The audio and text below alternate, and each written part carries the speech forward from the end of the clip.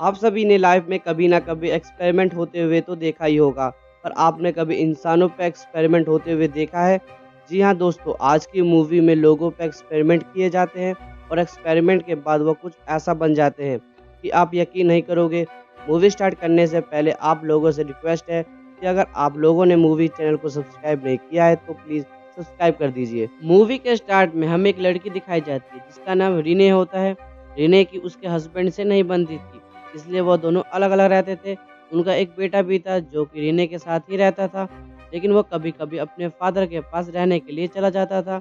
जब next morning रीने कहीं जाने के लिए रेडी हो रही थी, तो तभी वहाँ पर एक स्पाइडर आ जाता है, जिसे रीने देखकर डर जाती है, इसलिए वो चिल्लाने लगती है और इस बात से हम ये अंदाज़ा लगाते हैं कि रीने स्पाइडर से काफ़ी डरती है। उसके चिल्लाने की आवाज़ सुनकर उसका बेटा वहाँ पर आ जाता है और वो स्पाइडर को पकड़कर वहाँ से ले जाता है और उसे बाहर फेंक आता है।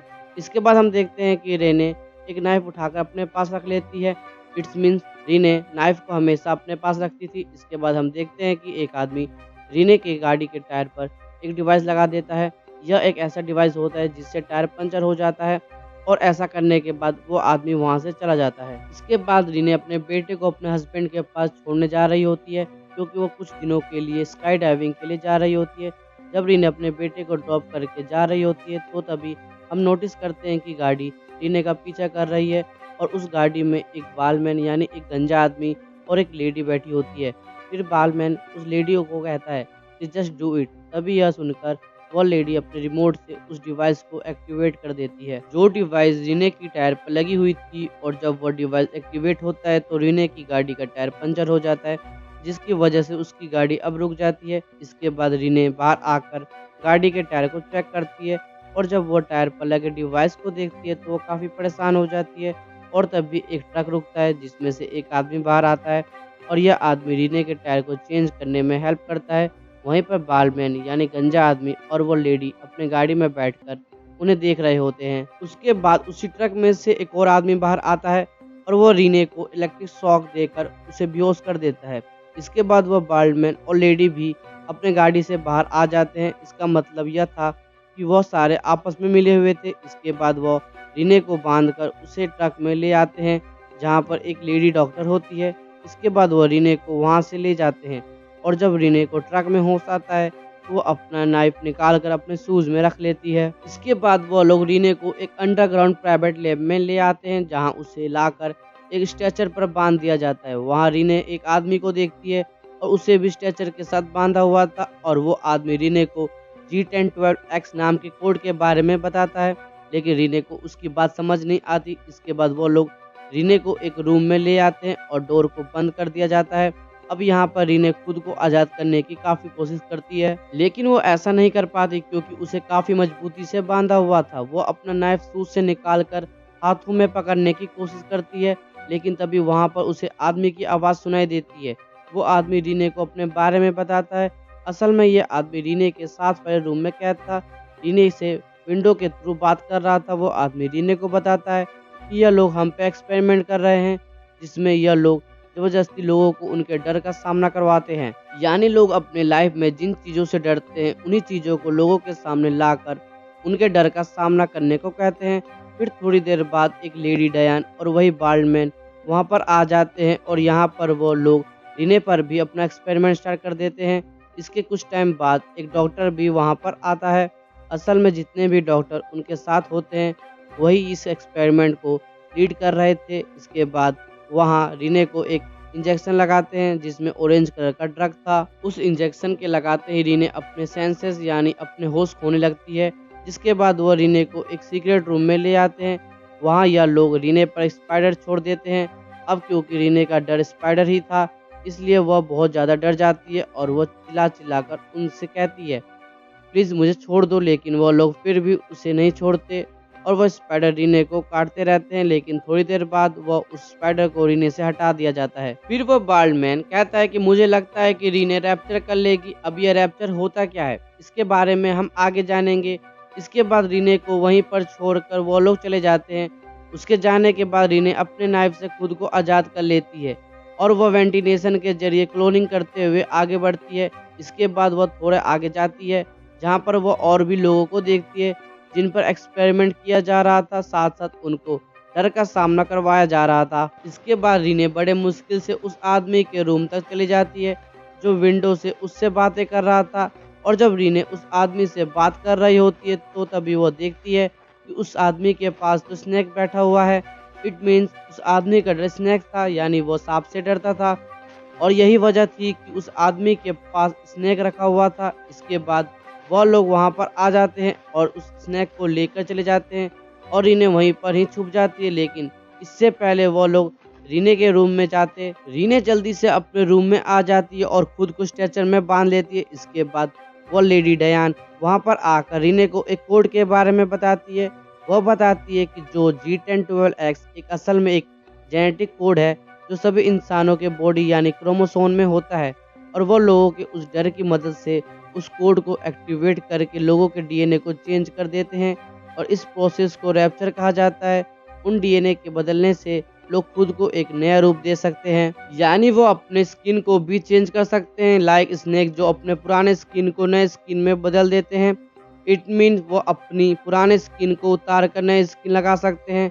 अब इस बात का यकीन दिलाने के लिए डयान अपनी आइज स्नेक की तरह बना लेती है और वो अपना रूप बदलने लगती है, यानी अपनी स्किन अपने फेस को पूरी तरह से चेंज कर देती है। और डयान ऐसा कर रही होती है तो रीने सिरिंज चुपके से अपने हाथ में पकड़ लेती है और अब डयान जैसे ही उसके पास आती है तो रीने सिरिंज से डयान को स्टैब करती है और वहां से चली जाती है। इसके बाद वो एक और लैब में जाती है जहां उसे उसके जैसे बहुत सारे सब्जेक्ट के डीएनए सैंपल मिलते हैं।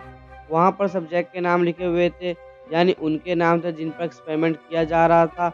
अब वहां पर रीने का भी नाम लिखा हुआ था, लेकिन इसका सैंपल नहीं था वहां पर, क्योंकि उसका सैंपल लेना बाकी था। और तभी वहां पर डॉक्टर और वार्डमैन आ जाते हैं। तब रीने जल्दी से वहां पर छुप जाती है। अब यहाँ पर वो लोग रीने का डीएनए के बारे में बात कर रहे थे। दूसरी तरफ रीने पाइपलाइन के जरिए भागने की कोशिश करती है और रीने जब वहां से भाग रही होती है तो बाल्डमैन को उसके बारे में पता चल जाता है कि वह वहां से भाग गई। इसलिए बाल्डमैन रीने को पकड़ने के लिए उसका पीछा करता है। वह रीने को एक जगह पर स्टैप करके वहां पर बेहोशी वाली गैस छोड़ देता है, जिससे रीने फौरन वहीं पर बेहोश हो जाती है।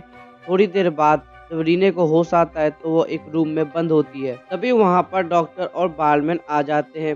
यहाँ पर वो लोग बड़े ही हल्की आवाज में आपस में बातें कर रहे होते हैं और उनकी बात रीने सुन लेती है।